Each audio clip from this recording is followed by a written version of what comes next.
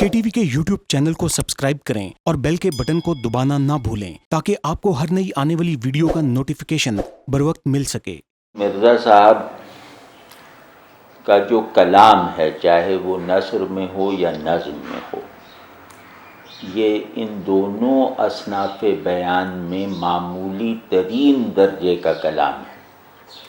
مطلب اس میں نہ کوئی حسن اظہار ہے اور نہ اظہار کے جو دیگر ضروری یا تکنیکی یا فنی محاسن ہیں اور وہ ضابطے کی حیثیت رکھتے ہیں، ان پر یہ پورا اترتا ہے۔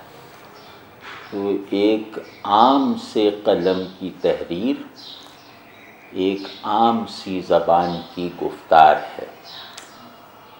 تو یہ باور کرنا بہت مشکل ہو جاتا ہے ان کے کلام کو دیکھ کر کہ یہ کسی بھی طرح کی کوئی علمی یا اظہاری خصوصیت رکھتے ہیں اپنے معاصرین میں۔ نبی کے لیے ضروری ہے کہ جو اس کا متن دعوت ہو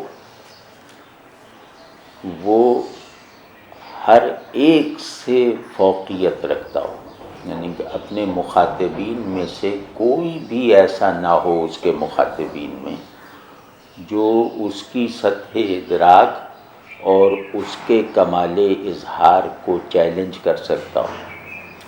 یہ مطلب نبوت کے لوازم میں سے ایک ہے، نبی کے خصائص میں سے ایک ہوتا ہے۔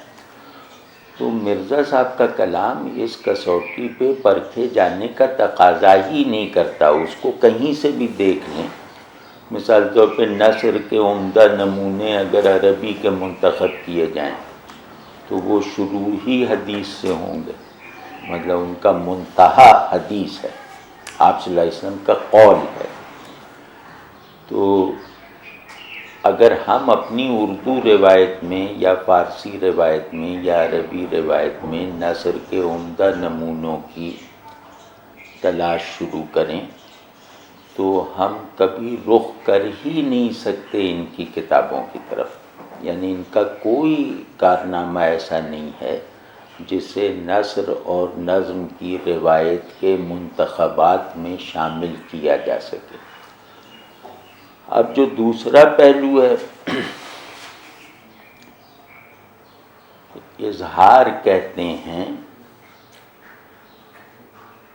سمجھیں کہ حق میرے لیے حقیقت ہے، میرے شعور کے لیے، اظہار اس حق کی مینیفیسٹیشن کو کہتے ہیں۔ نبی کا ادراک حق کی پریزنس ہے اس کے شعور میں، نبی کا اظہار حق کی مینیفیسٹیشن ہے اس کی زبان سے۔